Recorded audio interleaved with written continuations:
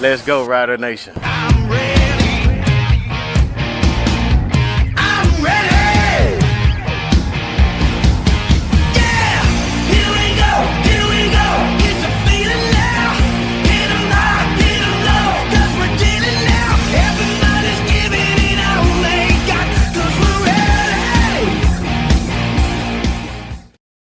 Hey, Cup champions, let's go! Woo! You obviously weren't at the stadium because I could not hit that volume if I attempted to right now. My voice is still shot. Oh my God. Okay, well, welcome to the show, the Piffles Podcast, your official podcast of the 2025 Grey Cup champions, Saskatchewan Roughriders. Thanks so much for joining us here this week. You got me as always. I'm Alex. I'm Steve. And I'm the voiceless wonder. Like I feel like I could do some really cool voice work right now because I have nothing here. Worth it. Funny, you it. usually have nothing there, so this is just. Oh yeah, normal no, for you. it's nothing up here. Here usually I can at least get a little bit of volume out. Definitely worth it though, 100%. And I'm sure we'll talk about it. But yeah, I'm so glad I was there. Thanks for listening wherever you get your podcasts, watching on YouTube, watching live on X, Facebook, or YouTube, or watching on SAS Telemax TV on demand. We appreciate it. Piffles Podcast is brought to you by Dairy Queen on Elphinstone Street and SAS Drive in Regina. I wonder how many blizzards have already been put into the Grey Cup. Not enough. My guess is 13.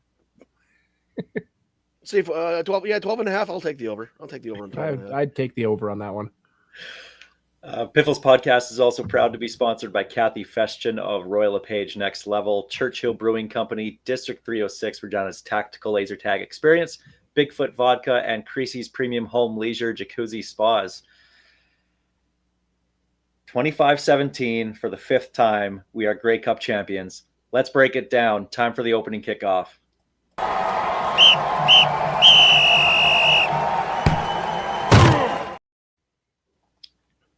Okay, well, Greg, we'll start with you because you were there. First off, take us to IG Field, Princess Auto Stadium, and game day. Take us there. What was it like getting in there and just being there for the game and the atmosphere? Let's start off with a few minor inconveniences.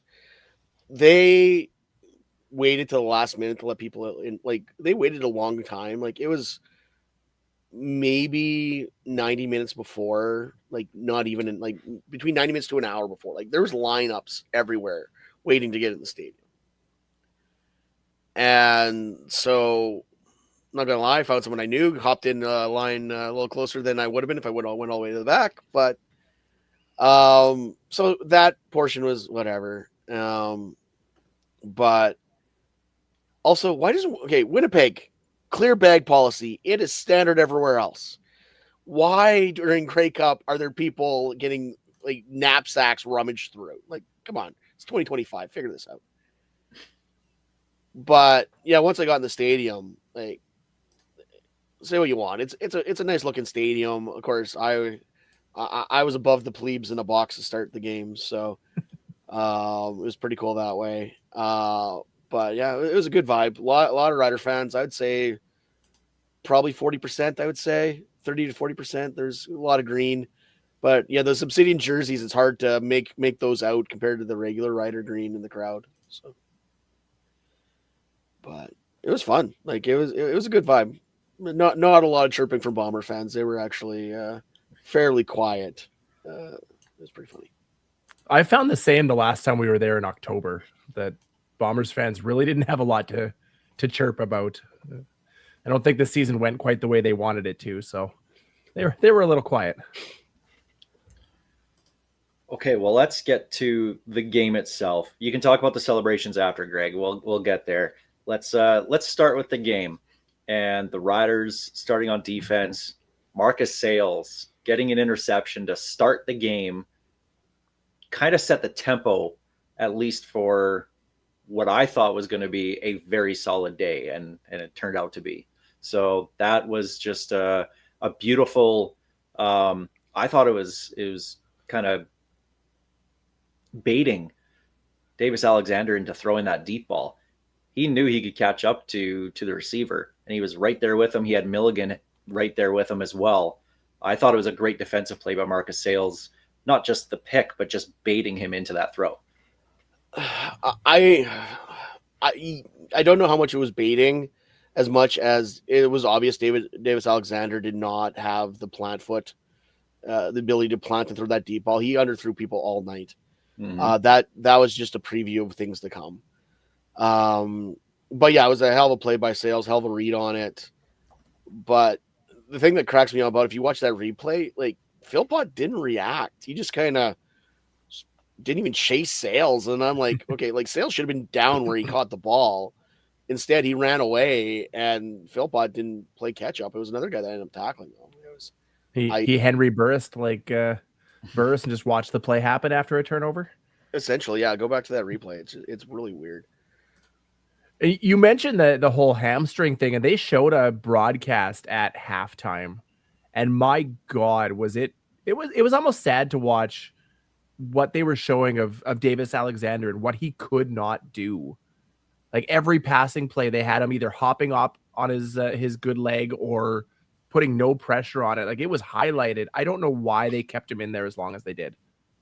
Well, McLeod Bethel Thompson is why, but I will say this: Davis Alexander is a warrior, man. Like, and he, you could see even on the last drive, right?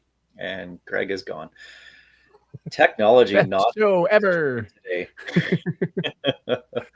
But you could see that he was really toughing it out. Greg just mentioned he couldn't, put his whole body into throwing the ball, under throwing balls. But he toughed it out. He really did. And I mean, kudos to him for doing that. That was impressive. It really was. Obviously the interceptions were based off of not being able to plant properly and throwing off his back leg a little bit. But if I'm a Montreal fan, like this guy's going to take him to more Grey Cups. He is something special. So I can't say good things about him. I know a lot of people don't like him. They don't like his cockiness, whatever, but the guy was 13-0 going into that right? Cocky. How can you not have that kind of swagger, that attitude? I mean, I think everybody would love him if he was here.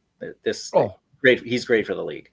He's absolutely. You know what? It was nice to see that 13 thing finally, help us in a Grey Cup instead of helping Montreal. But you look back, and we'll talk about this again and again probably. But just that last drive, you watched him make his run and pull up lame, and there was no hesitation. He was never going for the sidelines. He was finishing that game. Scream on the sideline too. Like you got to respect the Warriors' heart, the ability to push to the limit, knowing he has the whole off season to recuperate. There is no doubt in my mind Davis Alexander at some point in his career will lift the cup. He has that kind of talent and the drive to do it. But here's glad it wasn't this year. Yeah, and that's true. But here's my thing on it. You have Jason Moss as a coach. A coach is supposed to protect the players from themselves. The coach is supposed to make the decisions to put the people in place to win a better game.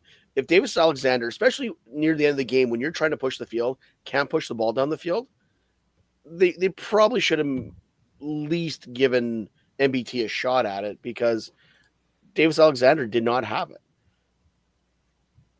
There you go. Tim with the Al's Flight Deck watching in says that Davis at 70% is better than MBT at 100%. I can't say I disagree with that.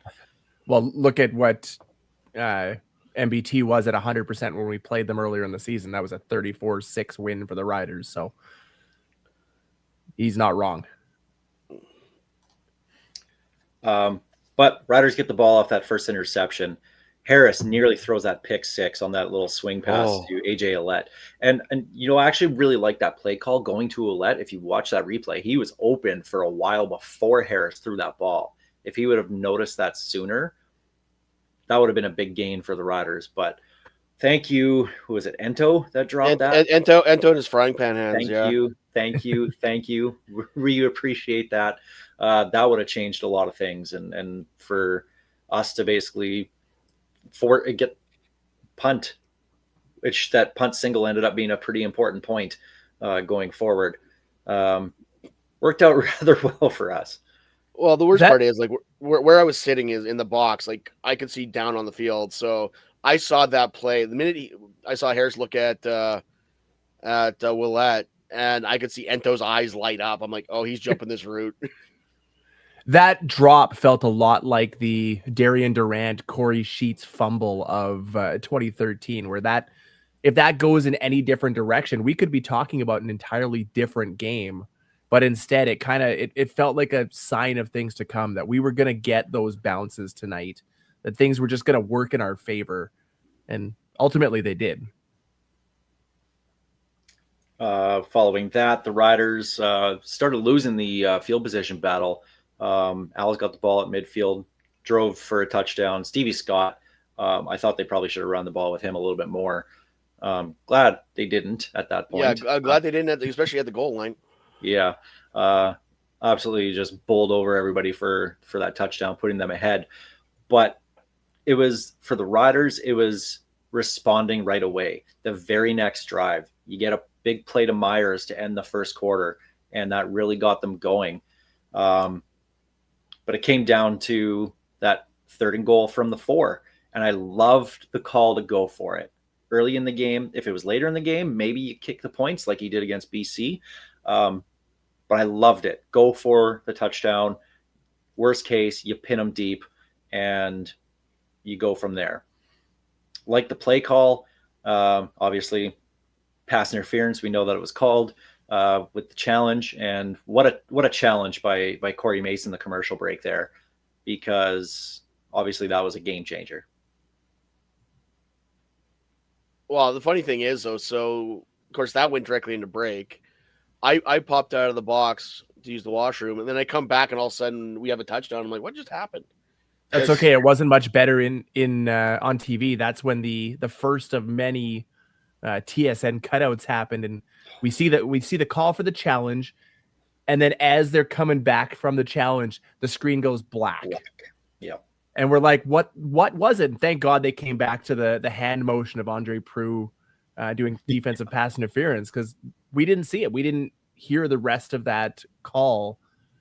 And oh my Lord, that set me off. I was at a bar watching with about 250 of my closest friends, and that they were booing hard by the end of the first half with all the electrical malfunctions. Yeah. So about that, apparently today, actually on the Sports Cage, they were talking with Suits, and Suter was saying they were having power problems all week with TSN. They were having blackouts constantly at the stadium, to the point where they brought in backup power for even just like doing this stuff on the sidelines. So Winnipeg, pay your bills, because obviously you're having power issues. There was literally just somebody in the basement cutting the power every little bit so that they didn't have to show the Riders winning the cup. That's what that was. Riding a bike with the old generator on it, like it's a science center. Right. It was frustrating. It was embarrassing, honestly, for the league to have that happen in your championship game. Yeah. And multiple times, and happened to be during pretty important times too. Yeah. I thought it was honestly just my, cable cutting out. I was watching the game on CTV, and I was like, okay, I didn't have to stream it. So I was like, okay, well, it's not a stream that's dropping out on me. Like, this is the actual feed. Yeah, it was actual power issues by some. That was frustrating, very frustrating. Embarrassing for a championship game to have that kind of quality, but then that's not even TSN's fault. That's the infrastructure on that stadium. Once again, like they yes, it's a nice looking stadium, and the only thing they did right on it is the acoustics on it. Everything else is just held together by duct tape and chewing gum. You come back from commercial break. Tommy Stevens gets a touchdown on the very next play, and it was that response, and that's what we've seen a lot of this year. Is if they got down, they responded right away, and it's been a long time since we've seen a team like one of our Rider teams do that. Usually if they get down, it's 2-0, and then you get down some more, right? So it was never a problem for them to be in any game this year to be down by a score, and they came back and scored right away, and it was off to the races after that. And how important was that Tommy Stevens signing this past year? Like, Tommy Stevens tied a Grey Cup Rider record for touchdowns in a game. In a Grey Cup game. It's ridiculous. It was so nice to be able to, like, literally all season long, just put your feet up and relax every time he had the ball, because you knew he was good for 3 yards. And in a Grey Cup game where every yard matters, to have a guy like Tommy Stevens back there, and to see his tweets after the game, like this, I think it was today, he tweeted out his love for Saskatchewan and for Rider Nation. That was good to watch. That's good to see, because you want him back next year, and we'll get into next year in the weeks to come. But There's lots of has to be about that. he has to be back. And after that touchdown that put the Riders up 8-7, it was all Riders from then on. Defense was shutting down the L's offense. The offense was constantly moving the ball. And that second quarter and the third quarter, that was just domination by this team, by both lines. The O-line, the D-line was getting, forcing Davis Alexander to move around and not allowing anything. And it showed in the next offensive drive. Got a couple nice first downs. That big 30-yard swing pass to Ouellette that brought us down to the 20. And then guys breaking tackles. Yep. And the blocking by the receivers. You look at these short crossers that were thrown, 1 yard behind the first down marker, right at the first down marker. Guys broke tackles, and then again, just seen on the broadcast, right? There's a receiver there pushing a guy out of the way or downfield blocking. And that was, to me, that was a huge difference maker in this game. Shedding that first tackle and getting upfield. You can tell these guys weren't trying to dance around. They were trying to just get upfield, get that first down, keep those chains moving, and they were getting their blocking. Well, and that's when you got guys like a Joe and KSB and even Emelis. Like, you want to talk about his receiving, but he's also a very good blocker too. Like, these guys aren't scared to get their nose dirty and get in the mix to break their brother out even further. So it was awesome to see. Fighting for those extra yards was so reminiscent of what we saw in the West Final, especially in that fourth quarter, where it was like they were willing themselves with every play. There was no plays off in that game. Everybody was given 100%, and it showed. I do want to bounce back, though. You'd mentioned the second and third quarter domination. The one thing I didn't realize was how dominant we were in the second and third quarter all year. Like, I knew we were good, especially in the third, but the stat on TSN they showed was this season we were plus 103 in the point differential in the second and third quarter. And that's a big part of why we were 12-6 and, a Grey Cup championship team, because they were able to change what they were doing to kind of go against their opponent every single game. So it was, I didn't really realize that until that stat popped up, but it showed again on Sunday. Well, look at the time possession. I think, was it the third or second quarter? We had 10 out of 15 minutes. Second quarter, just eating up the clock and keeping Davis Alexander off the field, letting that hammy tighten up. Like, the Riders came in with an awesome game plan, and it showed. Want to give a shout out to Roland Milligan Jr., our MOP, getting the interception at the end of the first half. And I will say, at the parade, saw one of those signs at the legislative building. Struggling there. That was great. So the fact that those signs show up, the fact there's still Jesus sprinkle shirts out there, I love you guys. I don't know why, but that's awesome. So the Riders going into the half with a 15-7 lead, and I don't want to say it felt like more, but I felt very comfortable with even just a one-score lead going into the second half, because it just felt like we'll get more. I'm not. There's no worriness at all on my end. So, halftime, MGK, Greg in the stadium. How was it? It was actually really good. I didn't hate it. It was a good show. I actually at halftime I left the box and went and hung out with Adam and Daniela, and I didn't realize Daniela's a big MGK fan. She made sure me and Adam weren't talking while MGK was playing, and it was actually not a decent show. It was really, really good. I couldn't hear a word of the actual show itself at halftime. All I saw was the energy, and it actually looked like a fun show. Look, I have no issues with it. I wasn't the target market, so whether I liked it or not doesn't matter. But it looked fun on the level of let me see, half a Fuller Georgia line to the Arkells. It was above Headley with flipping skidoos. Whoa! How do you not put Green Day at the top? Come on, be better. Arkell, okay, but here's don't get me wrong. Like they're below Arkells put their heart and soul in their set. Green Day came put on a show good show. Was great. Yeah, Arkells put on a great performance. Like Green Day is like just below the Arkells. You got that backwards, but that's okay. It's When okay that's an you're wrong. off-season I'm the one with- conversation. We'll rank the halftime shows over the last 10 years. That's when we get deep into the we have nothing to talk about stage of the off-season. And then you I can got, be wrong. I got It'll be flack because I said that I didn't like the start of MGK's. I didn't like the first couple songs of his. I just thought that there wasn't enough energy. I just thought it was kind of flat. It didn't wow me. He started slow. Yeah. Yeah. And I mean, I'll be the first to say I'm not the target audience. It's fine. As long as people enjoyed it, that's all I care about ultimately. If people enjoy it and it gets more eyes on the game, great. That's what it's for.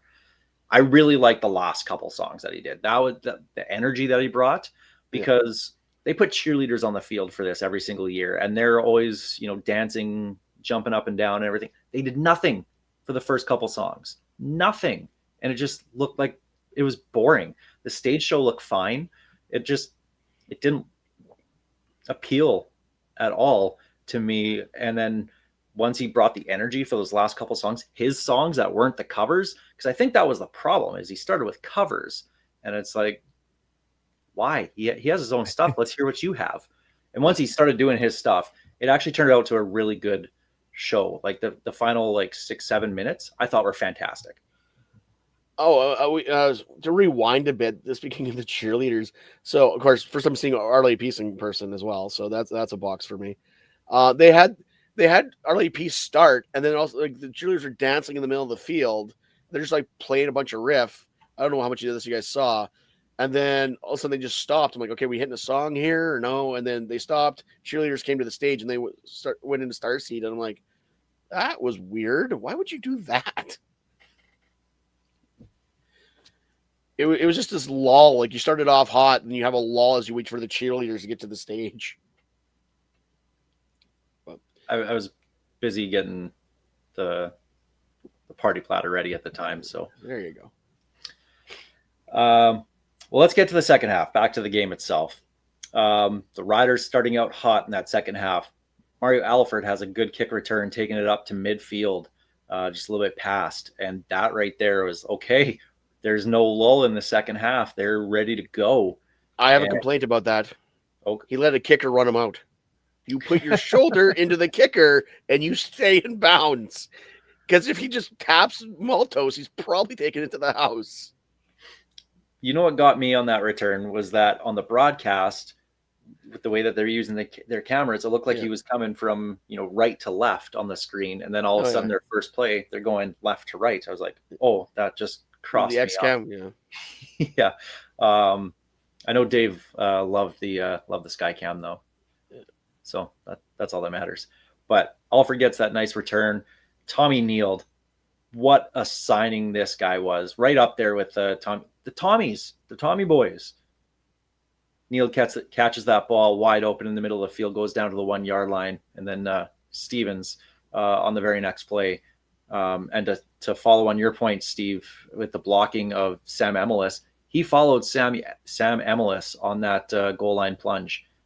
So I can't say enough about those two guys, both those Tommies. Like Tommy Neild, Not that he's making anybody expendable, but if there's any of the Canadian receivers that might not want to be here next year or take their chances somewhere in free agency or however that shakes down, if he's here, I think we'll be okay. And like I said, we're going to talk about this. The Canadian receiver depth going into next year, the guys, especially what we got in the cupboard, there's going to be some hard decisions to be made. It is crazy. And it's funny, you look back to preseason, I don't think anybody was really talking too loudly about the Tommy Neild signing. It was just one of those, depth Camp body. sounds great. Yeah, we got a little extra depth at the receiver position. This is good, and he turned into a crucial piece in that offense in the playoffs. And I really, again, I want both Tommies back. So Riders go up 22-7 at that point. The next Al's drive, going deep for Sneed, had a step. Rivas makes a good play over top, knocking the ball away. Big play from a safety, which that's kind of what we were looking for all season long. We got it when it mattered with Rivas making that big play because Sneed had a step there, and that could have changed things if he cashes that. That puts Montreal, right on the door to score. Or does it? Okay, Rob. Thanks, Rob Black. And then the next play, Tavon Campbell gets an interception, and I don't want to say the party was starting then in my house, but that's when I was starting to feel, okay, there's not much that's going to go wrong in this game. You want to talk about the Jeremy O'Day appreciation game? Tommy Stevens has a big day. Tommy Neild has a big day. Tavon Campbell has a big day. This was Marcus Sales. Thanks, BC and Toronto for getting rid of some of those guys. But we'll get into it in the offseason, but enough can't be said about the roster he built and the depth that we had and the people that we had to be in position to make this championship happen. I was told it's because Corey Mace, Jeremy O'Day did nothing. Jeremy O'Day did nothing. Well, it was nothing but Corey Mace. Moron. Riders end up getting a 48-yard field goal from Brett Lawther on that next drive, 25-7, and they should have just stopped the count then. That would have saved some stressing going forward from me on that end. I did like Montreal. I didn't like the next drive by Montreal when they came back and scored. I actually really liked their play calling. That was a very well done drive, and they mixed the pass and the run in there, and the Riders couldn't stop Stevie Scott at times. Had a couple nice chunk runs, and I was just thinking, if they keep doing that, this game's they're gonna tie it or something. Well, and that's where I was at too, and I'm like, okay, I've seen where this happened before. All of a sudden, they finally found the gap in the armor, and they were going to exploit it. And I'm like, okay, guys, get another point, like get like another field goal, get another score, do whatever you can. And yeah, and we've all been Rider fans long enough. An 18-point lead in the third quarter, we knew it was going to come down to the wire. That's just what they do to us. It's why we're actually all like 22, 23. We just look older because we've been Rider fans for so long. But yeah, the Riders get the ball back, go 2-and-out. Owls get the ball at midfield. They get a field goal. All of a sudden, there's only 8 minutes left in the game, and it's a one-score game. Like this is me at home going like this, standing, not even sitting down anymore. I'm like this. Amy's trying to ask me questions. In my head, I'm like, please go away. Please stop talking to me. With love, of course. Of course. Yeah. But I was keep the inner voice inside. You're fine. Yeah. Actually, in the fourth quarter, I moved down from the box at the beginning of the fourth quarter because I wanted to be in the crowd for what I was rightfully assuming was going to be a Riders victory. I wanted to be amongst the people. So yeah, that fourth quarter, not going to lie, I was starting to white knuckle as we get here. There was 1.2 million people or however many people are in Saskatchewan that were white knuckling that fourth quarter. Well, the offense gets going again. MLS gets that really nice toe tap catch. Beautiful catch. Beautiful catch. And then Brett Lothar misses the 39-yarder. And I'm not going to harp on him here. That's not what this show is going to be about today. This is celebrating the Grey Cup here. But once that happened, I was like, there it is. Okay, they're going to tie it now. It's an 8-point game. They're going to tie it. I've seen this story way too many times. You literally heard every Rider fan in that stadium gasp. It was almost like the Homer Simpson, like pulling his collar. Like, what was that? It was like, but smart play by the Alouettes running it out. Because they had no choice; they had to. Yeah, even if we got a rouge, that would have been okay for us. So smart play to run that out. The only problem I have is in that situation, I don't even care if you make the field goal. You kick that ball as hard as you can, get it through the back of the end zone. That it looked like he got under it a little bit. Yeah. And he didn't miss by much. Let's not pretend this was who was that kicker we brought in? Campbell Fair. Thank you. Who was not very good. Sorry, that's bad. I love the picture of Brett Lothar after the game with his wife and kid on the field. So we'll leave it at that. Great. I love that he had his kid, his baby on the stage there when they were handing out the Grey Cup. But then the Owls drive. They get a big 50-yard play to Sneed. They get to the 3-yard line. I'm like, okay, 2 quarterback sneaks here, and they're gonna, you were playing for a 2-point convert, basically is what we're doing right now.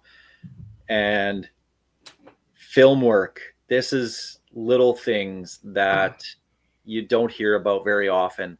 Tavon Campbell forcing the fumble on Shea Patterson because Patterson didn't really he was standing straight up as he was getting contact. And I forget who it was that mentioned it. It might have been Thurman post game said, we know that he doesn't drop his head down and go down. We knew that ball was going to be available. Yeah. And so that's just film work, the stuff that you never hear or see, and turned into the biggest play of the game. And Marcus Sayles falling on the ball, which conveniently enough was just enough on the goal line to be a touchback. And I was like, whew, I sure hope he recovered that in the end zone. And when they showed the replay, I was like, oh, he got it by just that much. And that, brought us out to the 20-yard line. My favorite thing about that play is, technically speaking, Campbell didn't really get a hand on Patterson. He actually pushed the fullback into Patterson, which knocked the ball out. It was just a power play going, I'm going to go through you to get to him. And he caused the ball to come out. That was the moment, again, much like the dropped interception where I went, the stars are aligning in our favor for once. 110 plus years of Rider pain and suffering. We're finally getting some of those championship bounces that are going our way. I don't even want to know how this show goes if they gain that yard. I don't know if we do a show. Honestly, I don't know. To think that 1 yard effectively determined the 2025 CFL season seems aptly appropriate for the Saskatchewan Roughriders when it was the 1 yard that stopped us for so long. Yeah. Yeah, the team that could never get a yard was the team that stopped them from getting a yard. Yeah. And don't get me wrong. The irony to me was the fact that 3 Down Nation put out a story about Shea Patterson not understanding why the Riders went and got Tommy Stevens and got rid of him earlier in this week, just to stoke the fire of this, trying to create controversy. Conspiracy theories aside, once a Rider, always a Rider, man. Thank you so much, Shea. Yeah, I've always loved you, man. Thank you so much for that. The Riders are going to send him a ring for sure. But what was even more important after that fumble recovery and the touchback was getting a couple first downs. Yeah. To kill some clock, you make Montreal use their timeout. It was, and again, it was crossers and short passes that the guys broke tackles and just got the first down.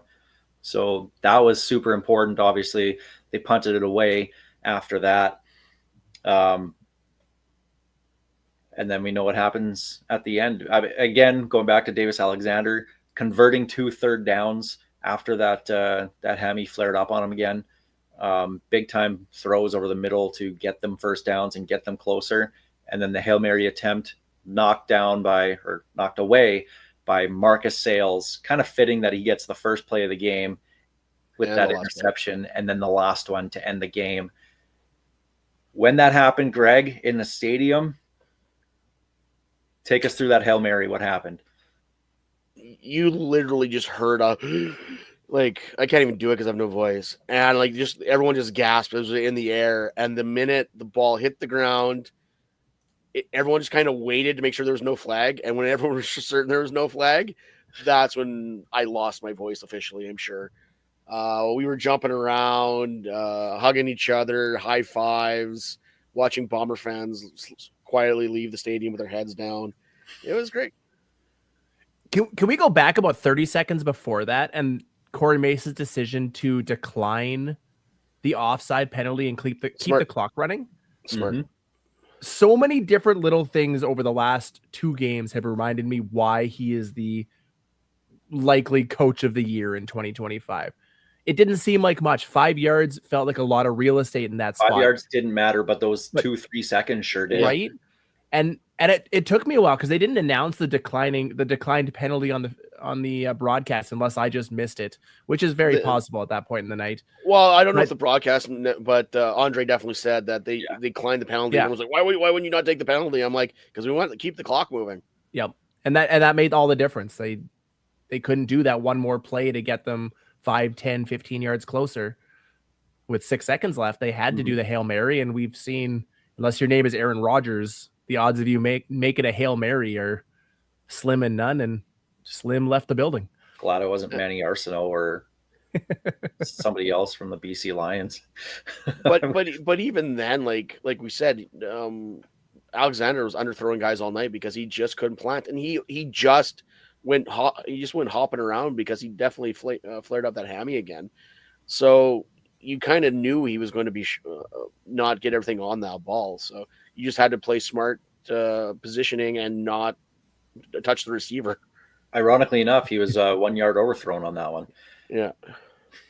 And true or false, everybody on this pod, I don't know about you guys, but I was sure there was going to be a flag somewhere on that field. The first thing We've I been down looked that for road. on the screen was, is there a flag? Do they have the flag up on the screen? That was all. I was like, did they do it? I'm like watching the screen. Nothing. Okay. Well, and Right, yeah. here's the thing too, and I was kind of in this conversation. I honestly think, and I could be very well wrong on this, I don't think unless a guy physically got mugged in the end zone, the referees were not going to throw a flag in that situation. Like it would have to be egregious. I thought it was a very well reffed game overall. There wasn't that many penalties. Like it was actually a well done game. And then everyone likes to crap on Andre, but it was a very good officiated game, I thought. They let him play, honestly, is what they did. They only called things if they were very specific, like if they were very clearly penalties. And I thought they did very well. It was a very well balanced game. Like the flow was fine. Penalties didn't stop anything. I thought it was really well done. Honestly, the amount of complaining I heard afterwards was shocking to me because I'm with you. I didn't see much of anything. I didn't like the roughing the passer call, but after the defensive pass interference, I think they were both weak but legitimate. They were by the rule penalties. Outside of that, there just wasn't any real noticeable calls that stood out as wrong, but everybody was complaining about that French ref again. And I don't understand it. He's been such a good ref for so long. He just gets hate because he talks a little funny if you're not from Quebec. Is that all it is?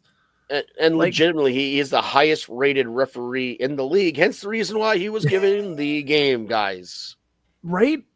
Like, But come no, on. it's anytime you hear his name, you hear boos, and I'll be the first one standing and cheering if I see Andre Proulx as the head ref for any game I'm watching, because it's going to be a well-reffed game. who do you think got booed more, Andre, Stu Johnson, or Mark Carney? Oh, I think it was Stuart Johnston. I was saying Stu. Stu Earns. Yeah, Stu. Stu.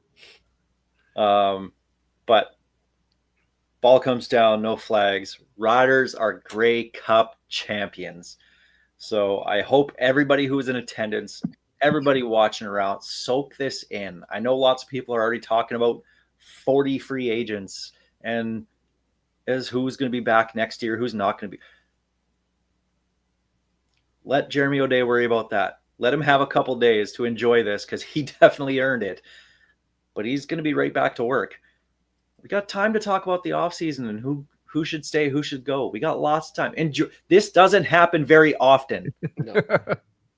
This is the first time since we've been doing the podcast that they've gotten to the game and now won it, right? Like it doesn't happen all the time. So I am enjoy it. 2-0 when I'm in the building for Grey Cups. We're sending you next year to Calgary. If sweet. That's why I mentioned it. I'm like, if I go next year, we're going to win, right? For the greater good. For the greater good. Yeah. Sam Emilus gets the most outstanding Canadian, 10 catches for 108 yards. Again, was just that number one guy that, that Trevor Harris was looking for. So very well deserved. I mean, they could have given it to Tavon Campbell as well too. But I think Emilus was the right choice. And good on him for setting a rider record for most catches in a Grey Cup. I know we haven't had a ton of success over our history, but he was stellar. And he made that big toe tapping catch on the sidelines that didn't ice the game, but definitely put it in our favor. And who called Emilus and Harris? You called Emilus and Harris? Yeah, Let me take the two most obvious players to choose. Right. Going out on a limb there. Hey, notice that's your he fault went for letting me go both first. times. Yeah, that was your fault for letting me go first. Congratulations. You picked the obvious. That's Yeah. really proud of you, Greg. Harris, 23 of 27, 302 yards, sets the Grey Cup completion percentage record. The guy's still got some left. One more year. I hope so. Year. Right now, I'm hoping so. And as much as I enjoy being right, I probably would have gave it to Willette. I thought Willette was more valuable in that game. Don't get me wrong, 85% throwing rate, 300 yards is still nice, but I really think Willette, with everything that he did, probably you could have made an argument for him. Let's put that. Willette, 18 touches overall, 115 yards and a touchdown. Can't ask for better. No bad choice there. And one more thing just to finish off the game. The offensive line, again, unbelievable. There was no sacks in that game for either team. Yeah, but both lines played very well. So kudos to Montreal's O-line for sure. But we've said it all season long. We said it last year. The key to success for this Rough Riders team was keeping Trevor Harris healthy, keeping him upright. They did that. And look what happened. Marcel, 1 second. Marcel right here. Sports Cage had audio of him wanting to bring him back to back in Saskatchewan. I think he's back. He's talking about Trevor Harris. Harris has kind of walked that back a little bit, going, I need to talk to Jeremy first before we do that. But that was at the parade. Jeremy already said he wants him back. So he's talking to Jeremy. We know what he wants. That was at the parade where he said, let's go back to back. Because it hasn't been done by this team before. So he said, that's what's next. Go back to back. Let's go back to back. So then he's like, well, no, I was talking about the franchise, not necessarily me, but the franchise. They've got the dogs in the room here. And I'm like, all right, come on. Let's all say I don't think we'll be shocked if Trevor Harris is under center week 1 of next year. But what better way to go out for your career than going out a champion in Saskatchewan? There are very few of those. I will say this. If it was it for him, he probably would have said it post game with them winning. If he, I think if he was 100% thinking that win, lose or draw, that was his last game. Not saying he hasn't thought about it, and then who knows what the future might bring. But I think at the very least, I think undecided, right? Yeah, I think winning it and with Jeremy and Corey Mesa's plan going forward, I'd be shocked if he wasn't here next year. Yeah. Well, again, off-season talk. We'll talk about that. Bottom line, Riders win the Grey Cup 25-17 over Montreal. What a night. That's the opening kickoff presented by Kathy Festian of Royal LePage Next Level. got some more Grey Cup stuff to talk about in a little bit. But right now, let's get to Remember That Guy, sponsored by District 306, Regina's tactical laser tag experience. Greg's going to pick a player from Rider lore, the who's who and who's that of Rider Nation. Give us some I hints. feel like he's frantically searching for somebody right now. I don't think he was No, prepared for this no, one. I just realized that I always have the guy's name up top, and then I put my hints down. I moved Corey onto the Okay. list, and I left Corey's name on here. So I'm like, oh crap, I haven't added the new guy to the list yet. So Sure. Okay, well, let's do it. It's time to remember that guy. Hottie Toddy was recruited to Ole Miss as a 5-star Belton Johnson. prospect. No, it's not Belton Johnson. That's why I Damn started it. off that way. As a 5-star prospect in his position, 4th highest of all the positions. Replaced Chad Kelly when Kelly got hurt. Was drafted by the Texas Rangers in the 39th round of the Major League Baseball draft. Has called Kansas City, BC, Montreal, Michigan, New Orleans, Winnipeg, and Montreal home. His grandfather played for the Detroit Pistons. Oh, I remember hearing about that. And finally, I would really like to thank him for this Grey Cup. Shea Patterson? Yes. I was thinking of somebody different. Has he been with that many teams? Yep. I honestly thought you were going to go with James Johnson in this one. No, I knew you were expecting James Johnson, so I'm keeping him away from this. Yeah, no, he originally, like, yes, everyone knew he went to Michigan, but he was originally recruited by Ole Miss as a 5-star quarterback. Was behind Chad Kelly, and then Ole Miss lost their eligibility, so then that's when he took the transfer to Michigan. So I was trying to think. I'm like, okay, well, when did Chad Kelly get hurt that he missed time? 2018, I believe, on top of my head. And then, yeah, he also played baseball, so he was drafted by the Texas Rangers. And, yeah, he signed as an undrafted free agent in Kansas City. Then he came up to BC. Then he went to Montreal. Mm-hmm. And then went to Michigan in the USFL. And then New Orleans in the USFL. And then us. And then Winnipeg. And then Montreal. Again. Well, I'm glad he went to Montreal. So am I. Shea Patterson. I mean, I got nothing against the guy. I'm going to admit, I had right now. I had high hopes from last year. I really thought he was. I don't think he was going to be the starting quarterback, but I thought he was a guy that had a skill set that you could work around, and he just can't seem to put it together for a pro team, it seems.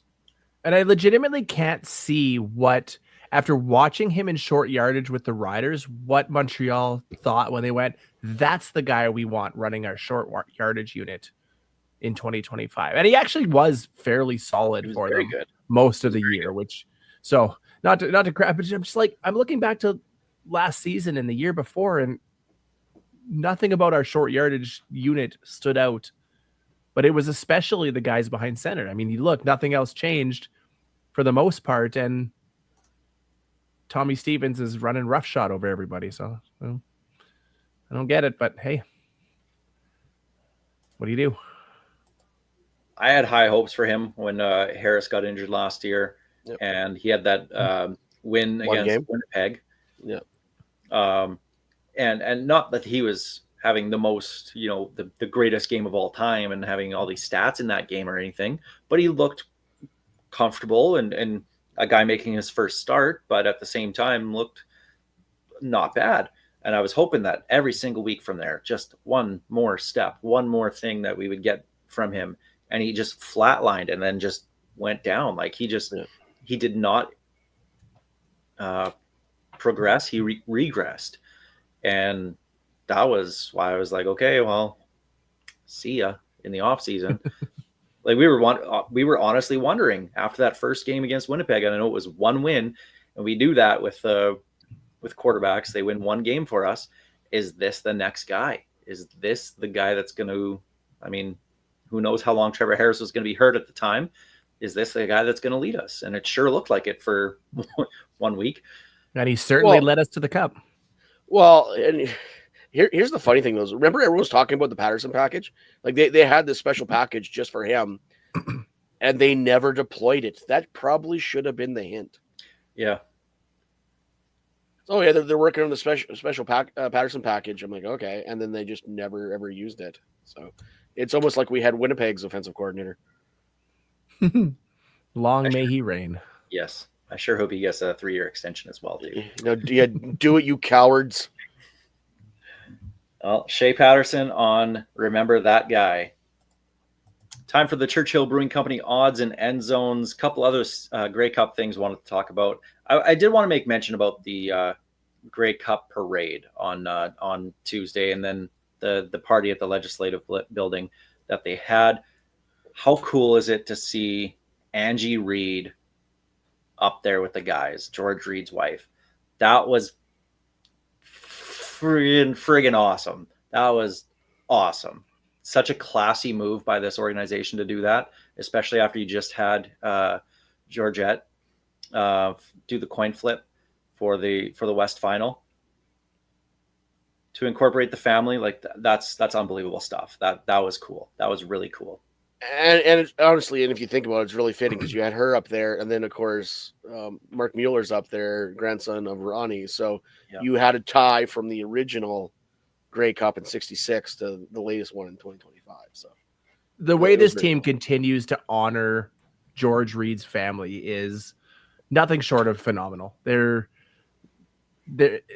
what else do you say? I mean, they did all the right things in that parade, and inviting Angie Reid was top of that list.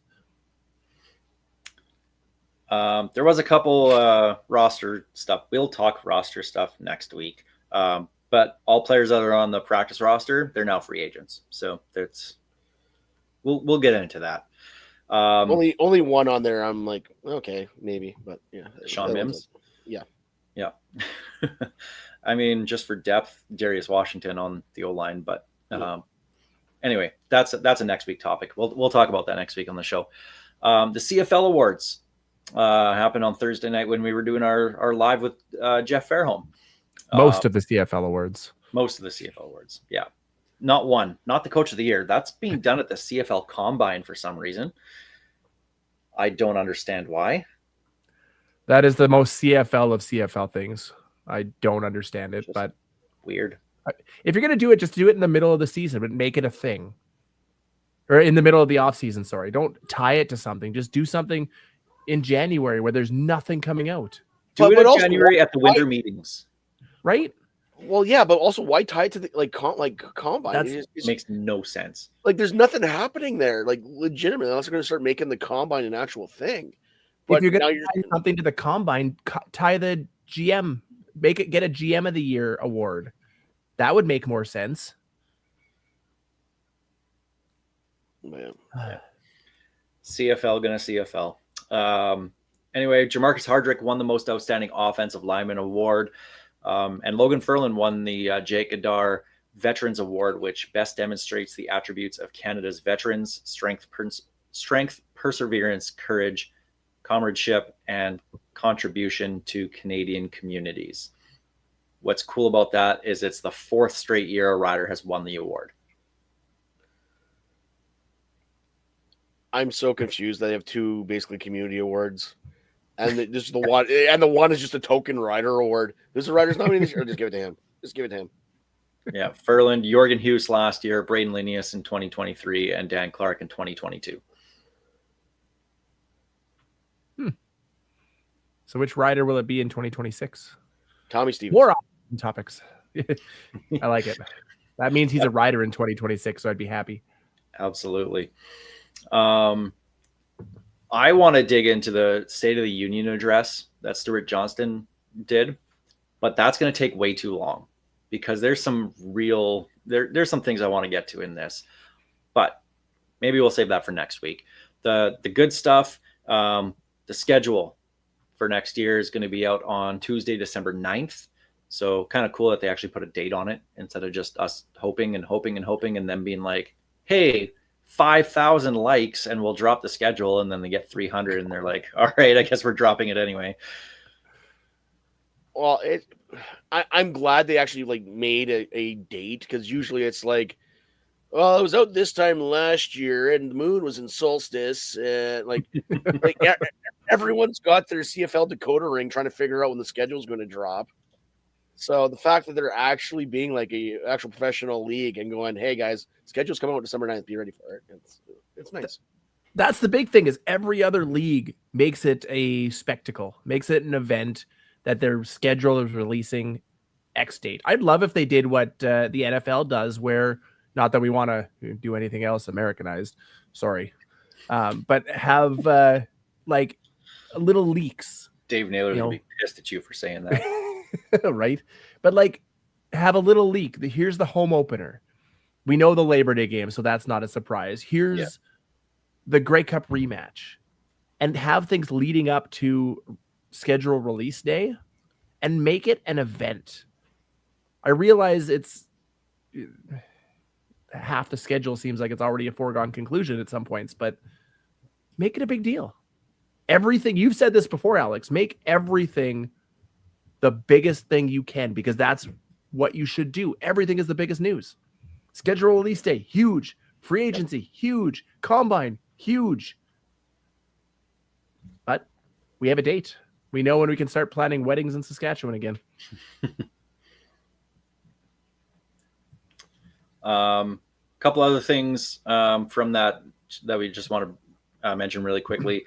New website for the league and the teams coming in 2026, which means Genius Sports is not going to be a part of it. So Deuces. good riddance. Bye. And we'll get season-long fantasy football. I've been doing that for 20 years already. Have fun in your 8-league teams and not being able to have a quarterback in your bye week. But There's cool. ways around it. We figured it out. Greg, we've been putting this off for a couple weeks. You haven't talked about it yet. Do it when I have no voice. Good plan. It'll keep me short. The mobile ads on the back of the jerseys that we saw, the old little tramps. Remember the Rider jerseys? Rider tramp stamps? Oh, yeah. Yeah. So that's basically what it was. I know you have thoughts on this. I personally don't care if it brings in more money for the league. I understand that. I do. I understand. Hey, we got bills to pay. Where can we put ads? We are slippery sloping into like European hockey territory here, which I guess if that's what you want to do, logo creep. Like I'm okay. Like it was one patch, then it was 2 patches. Like there's gonna be logos on the helmet coming up here. I guarantee you. I'm surprised there's not. There's always been the helmets, Greg. You know what I meant. Advertising. So, like, logo creep is a thing, and now that they found one spot where they can throw more ads, expect more to come. I don't know. As a guy who likes clean design, it's going to get busy at some point. The thing that really annoyed me, though, was the fact that BC's patches didn't match their actual uniforms because they got those stupid fog gray uniforms, and theirs were white. So it was just a white patch on the back of their jerseys. So, if you're going to do it right.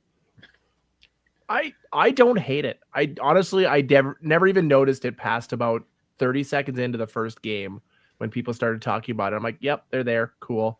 If it helps the league financially and helps grow the league financially, do it up. I don't care if their jerseys look like NASCAR jerseys by the end of it. If it keeps the league in good standing and lets us continue to follow a league that we love, I'm in. Sign me up. I realize I'm also not a logo snob. I don't, it doesn't matter. As long as the Rider logo is on there somewhere, do what you got to do. Other CFL stuff, the stuff that kind of dominated talk for most of the week was Mike O'Shea staying in Winnipeg now, not going to Toronto. He's absolutely sickened. It's sickening that somebody would post a picture of him at the in a public place. Yeah, in a public place. Yeah, sickening. You have no idea what that does to his family. I did like the one reporter saying that's kind of the world we live in, and Mike O'Shea said, "Not my world." Well, yeah, it is. It's like saying Hey. not my president, not my prime minister. Yeah, they are. Yeah. Sorry. Hey, also, I wouldn't want to picture me talking about Levi Mitchell too. So I understand why he might be embarrassed by that. What do you I'm even say? surprised to Bo that Levi man? Mitchell wasn't giving him the finger because that's what he does in airport pictures, doesn't it, Steve? Photos. Bo Levi Mitchell gives a finger. Actually, if we look close enough, he might be giving the finger. We don't know. That's still my favorite Bo Levi Mitchell moment. How do you even hate the guy after that? I think I earned a ton of respect for him after he flipped me off at the airport. But O'Shea and Kyle Walters, their GM, staying in Winnipeg. That one for surprised 3 me. years. I'm actually surprised that Walters is there for 3 years as well, because I thought for sure they were going to be transitioning O'Shea to a more of a front office role. Because obviously the Argos was a multi-role option, and same thing with Hamilton was asking him about possibly being their GM. So the fact that they signed Walters and him for 3 years and he's sticking to coaching is kind of a shocker to me. But they said that they've built something special in Winnipeg, and honestly, they have the culture there and everything. They changed it around, right? You get to 5 straight Grey Cups. You're allowed to say that. That's fine. I just hope they keep running it back. Bring back Willie Jefferson. Oh yeah. Bring back Zach Collaros for a couple more years. Bring back Jason Hogan forever. The entire line. Bring back that entire line. Everybody. Run it back some more, you guys. That's all I'm hoping for. So please keep running it back. Yeah, I'm good with this 3-year deal if it means you stick into the loyalty of your veterans. Except Brady Oliveira, let him go. He can go somewhere else. I want to say preferably here, but I like AJ. Say, yeah, AJ's too damn good and too much of a Saskatchewan guy. Tarps off the entire celebration. Right? On Monday when they got to the stadium and they were, standing above the Riders store and fans were there, he's just there without a shirt on, just flexing away. I'm like, yeah, this guy, I mean, we talked about it when we signed him a couple years ago. This guy just fits this organization, this province to a T. Yep. Speaking of, what about a Joe at the parade as they're going down the street? He's on top of the car from the armory riding it like a skateboard. That guy was living his best life for that entire parade. Yep. Oh, good days. Let's do that again next year. I agree. I agree. Concur. So there we go. Maybe we'll leave it there. Our Riders are Grey Cup champions. Who would have thunk it? I think we all did. All of us. actually. Yeah, we actually all called it. I think we all called it a record too at the beginning there too. It still almost doesn't feel real. No. I don't know. It's weird. After 10 years of doing this show and 340 episodes, 341 other episodes, we finally get to call ourselves like a fan podcast of the champions. It'll be a while before I think it sinks in really. We get to spend the whole off season celebrating that while other teams try to, figure out what we did and emulate it. Like the Bombers, which I will give their admin credit for their tweet. Basically saying one day the sun's going to explode and none of this will matter anyway. It's like, that's good stuff. The amount of angry Rider fans who are like, are you bitter much? Yeah, they are. Their rival just walked into their stadium and won the game. We did what they couldn't. We did what they couldn't. You guys, I sent you guys that video that you guys saw or apparently saw earlier today of that Bomber fan almost in tears because the Riders went in and won on their field. Like, it was great. Yeah, Grey Cup champions. You know who we'll go for a couple more minutes here. You know who I'm really happy for is Rob Vanstone. Yep. I'm so happy for him. This guy grew up idolizing players on this team and going to games with his mom and wrote about them for how many years, was a fan, is still a fan. And you can see that in his writing now, working for the team. And the fact that he's going to be getting a Grey Cup ring is super, super cool to me. I'm so happy for him. No, not going to lie. That's one of the first things I thought about is, holy crap, Rob's going to get a Grey Cup ring. And I look forward to that photo. Like, I want to see him post that photo of him with his ring on because That is The smile he's going to have, man. there's no one on that team that loves that team more. No.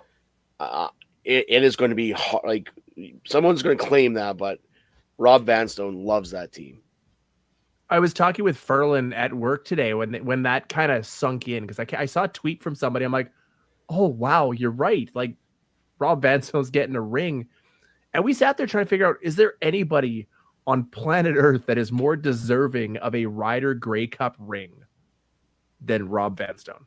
And I couldn't think of anybody. No. Just- Also happy for Jeremy O'Day. Now he's with Richie Hall with all of his Grey Cup championships for this team, right? So he's been a part of 3 of the Grey Cup championships that we've had. And Man, this might not, Far. and yeah, so far, and this might not be popular. I'm actually happy for Craig Reynolds. Yes. And I'm certain there's a bunch of people that are going, what the hell? But he had a decision to make in 2022, 2023 on whether to get rid of both Craig and Dickinson and Jeremy. Yeah. O'Day. Yep. And we said it was the right move. O'Day did enough to bring talent in here. It was obviously coaching. And I'm not saying that Reynolds listened to our yammering, but like he gave O'Day another shot when there was a chance he couldn't. Like he could have burnt the entire thing down. Yep. And he stuck with O'Day. O'Day finally got to hire his coach and look at this team and look what's in the cupboard.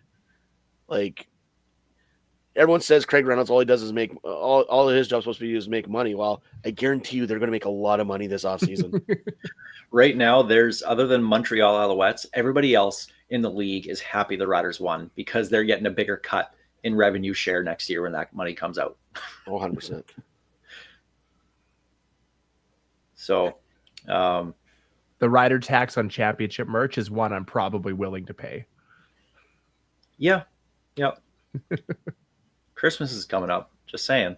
You know? Going to be Is pretty easy to buy. Is it wrong? I think it's ugly. I get why they go with Yes. the generic look on it, but it's not nice looking. I'll still get it. Doesn't matter. It exists, and that's what I know. matters.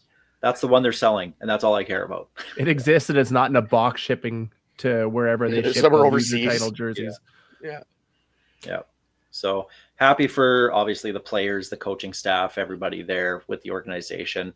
I'm so happy for the fans, man. Like this was, I truly think that this team, and I always say when players and coaches talk about, yeah, we do this for the fans. No, you don't. You really, you're doing it for yourselves, and that's perfectly fine. There's nothing wrong with that.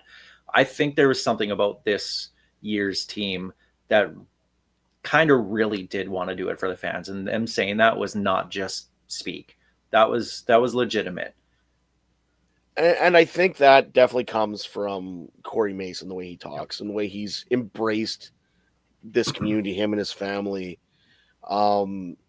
He understands as a former player that used to come in here what this team means to this community. Like this team is 115 years old. We've got 5 championships. We went 3 in from the last 15 years. Yeah, exactly. We went from 66 to 89, 89 to 2007, 2007 to 13 to now 25. Like this team has been through a lot. They've lost the Grey Cup a lot. So Not as much as Winnipeg. the fact remains is this feeling is fleeting because it doesn't happen that much. The fans love this team, and it's rare that we get to call ourselves champions.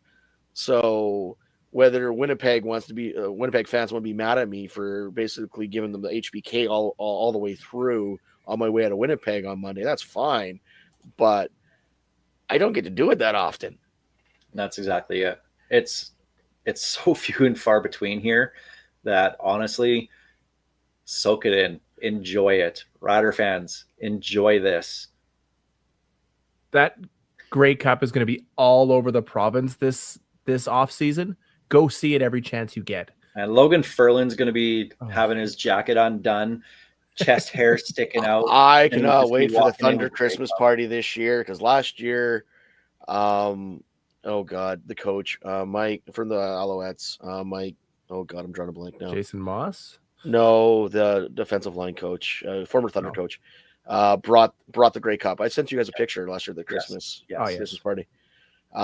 So this year it's gonna feel just a little bit different. Still gonna be cool. It's the Grey Cup, but this year's just a little bit different. Yeah, being brought in by That's- Logan Furland, right? That's our Grey Cup. That's our Grey Cup. Grey Cup champions, Saskatchewan time. Roughriders. Piffles Podcast is brought to you by our great friends at Dairy Queen on Elphinstone Street and Sass Drive in Regina. Special thanks, of course, to Kathy Festian of Royal LePage Next Level, Churchill Brewing Company, District 306, Regina's tactical laser tag experience, Bigfoot Vodka, and Creasy's Premium Home Leisure Jacuzzi Spas for their support, making this show possible. Rider fans, thank you so much for this entire season, tuning in, listening wherever you get your pods, watching on YouTube, watching on SAS Telemax TV on demand. Off season's coming up, but that doesn't mean we're going anywhere. We'll have plenty of Rider talk coming up over the next couple months. We're Grey Cup champions. This is Ghost Behind Your Mind. The ghosts behind your mind are waiting for you. I won't pretend to be blind like I have for so long. The ghosts behind your mind are waiting for you. Thank you for being such a big supporter and fan of the CFL and myself personally.